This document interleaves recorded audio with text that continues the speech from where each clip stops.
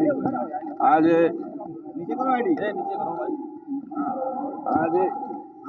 ईद के इस मुबारकबाद मौके पर सभी सम्मानित क्षेत्रवासियों को, सभी सम्मानित देशवासियों को मुबारकबाद देता हूँ।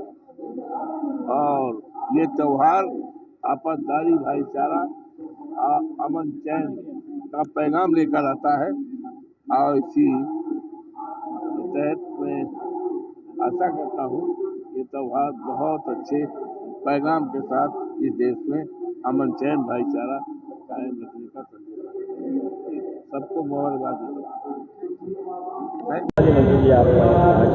आज हम लोग यहाँ पर पूर्व के वर्षों की भांति इस वर्ष भी ईद के शुभ अवसर पर ईदगाह पर आए हैं। हज़ारों की संख्या में हमारे मुस्लिम भाई नमाज अदा कर रहे हैं, दुआ कर रहे हैं कि हमारा अयोध्या, फैज़ाबाद, उत्तर प्रदेश और ये देश तरक्की और विकास के रास्ते पर आगे बढ़े। हमारे आपस में प्यार, मोहब्बत, भाईचारा और मजबूत हो। जो ताकतें हमारे देश को कमज़ोर करना चाहती हैं, हमारे आपसी प्यार मोहब्बत को कमज़ोर करना चाहती हैं, वो कभी सफल ना हो। हर परिवार में तरक्की और खुशहाली आए, इसी मंगल कामना के साथ ईद की ढेर सारी बधाई और शुभकामना। बिस्मिल्लाहिर्रहमानिर्रहीम। माशाअल्लाह, सुभान अल्लाह। आज बड़ी खुशी का दिन है और हम शहर फैज़ाबाद अयोध्या के मुसलमानों ने अपने रब की बारगाह में हाज़िरी दे करके सजदे शुक्र अदा किया, दुगाना अदा किया।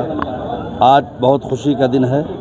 एक महीना तक जिन लोगों ने रोज़ा रखा और इबादतें किया, तिलावतें किया, साथ ही सदका खैरात किया, मज़हब इस्लाम के एतबार से आज उन तमाम चीज़ों का इनाम पाने का दिन है।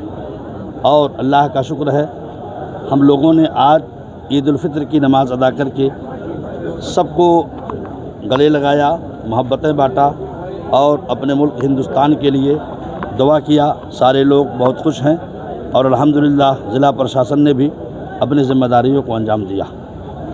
और साथ ही चूँकि ये मुल्क भारत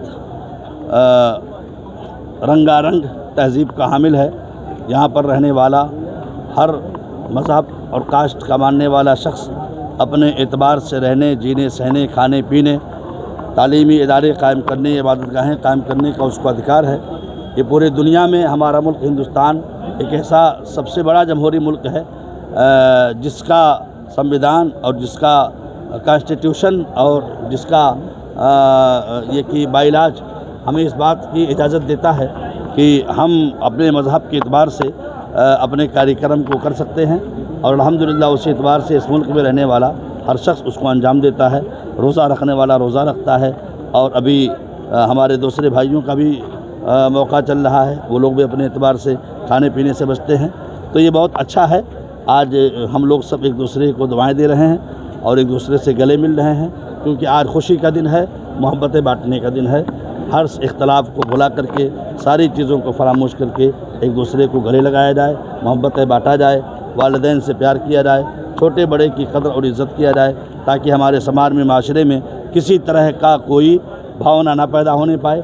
हर एक को उसके मर्तबे के एतबार से उसकी इज़्ज़त मिलती रहे। इसका पूरे देश अमन की आपने कामना किया है, खास किसे देख रहे हैं कि आज माहौल कैसा है, लोगों में क्या किस तरह से माहौल है, उससे आज आपने किस तरीके से कामना किया है? देखिए, आज चूँकि मैंने अपने स्पीच के दौरान ये बात कही थी कि ये मीडिया का ज़माना है, इलेक्ट्रॉनिक दौर है ये, और हर हाथ में मोबाइल है, नेट है और सारी चीज़ें हैं। तो ऐसे हालत में थोड़ी देर में बातें इधर से उधर पहुंच जाती हैं। लेकिन ऐसे आलम में क्योंकि इस वक्त आप जिन चीज़ों को पूछना चाह रहे हैं मैं समझ रहा हूँ, वो ये कि एक कंट्री दूसरे कंट्री को टारगेट कर रही है। ये सारी चीज़ें इंसानियत के ख़िलाफ़ हैं। हम इन चीज़ों को नहीं मानते हैं। हमारा मानना ये है, हमारा मुल्क भारत अपने पॉलिसी को तय करे, दूसरे मुल्क वाले भी अपनी पॉलिसी तय करें। जो सफारती कारोबार है, तिजारत है एक दूसरे का, जाहिर सी बात है अगर हम कहीं से कुछ लेते हैं तो दूसरे लोग भी हमसे कुछ लेते हैं। तो ये सारी चीज़ें चलती हैं। जिस तरह से एक शहर का वाला दूसरे शहर वाले को आउटपुट करता रहता है, इसी तरह एक कंट्री दूसरे कंट्री को भी चीज़ें लेती देती रहती हैं। तो ये सारी चीज़ें अगर नहीं रहेंगी तो इंसानियत थम जाएगी, लोगों का रहना, खाना पीना, ज़िंदगी गुजारना मुश्किल हो जाएगा। इसलिए ऐसे आलम में हम इन सारी चीज़ों की मजम्मत करते हैं। कोई वार नहीं होना चाहिए, कोई अटैक नहीं होना चाहिए। इंसानियत